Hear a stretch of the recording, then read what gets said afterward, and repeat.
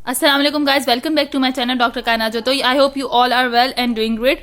सो guys, intrinsic nerve supply जो है वो हमारे पास वो कवर हो चुकी थी, जिसमें हमने ऑर्बिट प्लेक्सिस के बारे में एंड मीजियन प्लेक्सिस के बारे में पढ़ा था। ठीक है, बस ऑर्बिट प्लेक्सिस के बारे में आप ये याद रखिएगा कि ये हमारे पास inner circular layer and outer longitudinal muscles layers के दरमियान में होता है, और ये क्या करता है, हमारे पास जीआईटी ट्रैक की जो भी मूवमेंट्स हैं उनको ये इनहिबिट और एक्साइटरी मूवमेंट्स करवाता है by releasing some excitatory and some inhibitory neurotransmitters. ठीक है, उसके बाद मीजन नर्व फ्लक्सेस है। मीजन नर्व फ्लक्सेस जो होता है वो हमारे पास किस में होता है, सब म्यूकस नर्व फ्लक्सेस भी इसे कहते हैं, और ये होता है हमारे पास जो हमारे पास सब म्यूकस नर्व फ्लक्सेस जो होता है किसके दरमियान, मस्कुलर लेयर के दरमियान एंड सब म्यूकसल लेयर के दरमियान में होता है। ठीक है, उसके बाद हमारे पास, और इसका काम क्या होता है, मीजनर और सब म्यूकस नर्व फ्लक्सेस का इसका मेन काम ये होता है कि ये हमारे पास जीआईटी ट्रैक की सिक्रीशंस को कंट्रोल करता है and construction of the blood vessels करवाता है। अब हमारे पास इंट्रिंसिक नर्व सप्लाई है एंड एक्सट्रिंसिक नर्व सप्लाई है।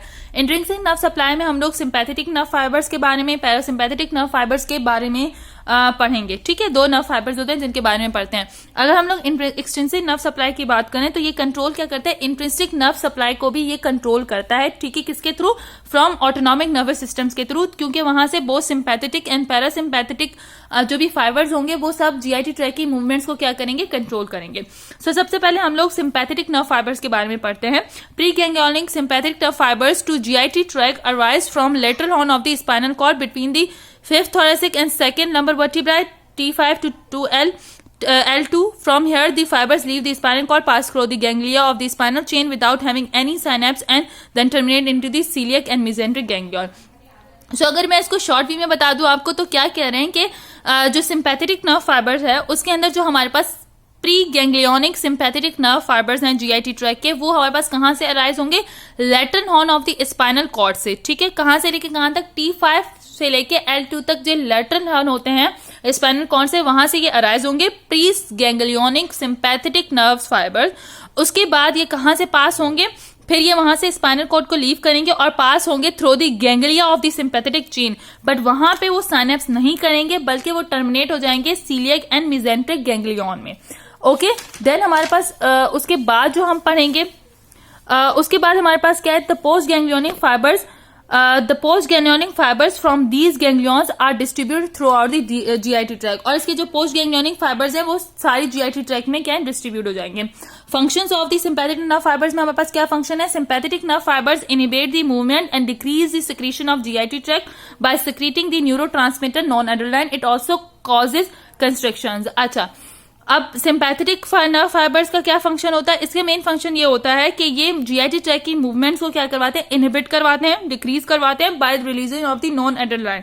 ठीक है, इसको डायग्राम के थ्रू भी मैं आपको बता दूंगी। उसके बाद पैरासिम्पैथेटिक नर्व फाइबर्स हैं। जो हमारे पास पैरासिम्पैथेटिक नर्व फाइबर्स हैं वो जीआईटी ट्रैक में जीआईटी ट्रैक से पास होंगे through cranial nerves and sacral nerves के थ्रू। ठीक है, the pre ganglionic and post ganglionic parasympathetic nerve fibres to mouth salivary gland and pass through the facial and the glossopharyngeal nerve.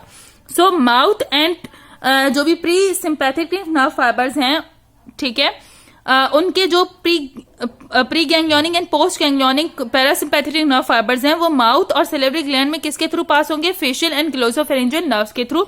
ठीक है, उसके बाद pre ganglionic parasympathetic nerve fibres to oesophagus, small intestine, stomach and upper part of the GIT large intestine pass through the vagus nerve. Pre ganglionic nerve fibers supplying the lower part of the large intestines arise from the second, third and fourth sacral segments of spinal cord and pass through the pelvic nerve. ठीक है, all these pre-ganglionic parasympathetic nerve fibers synapse with the post-ganglionic nerve fibers in the myenteric and the submucosal plexus. Function of the parasympathetic nerve fibers accelerate the movement and increase the secretion of GIT tract. The neurotransmitter secreted by parasympathetic nerve system fiber is acetylcholine.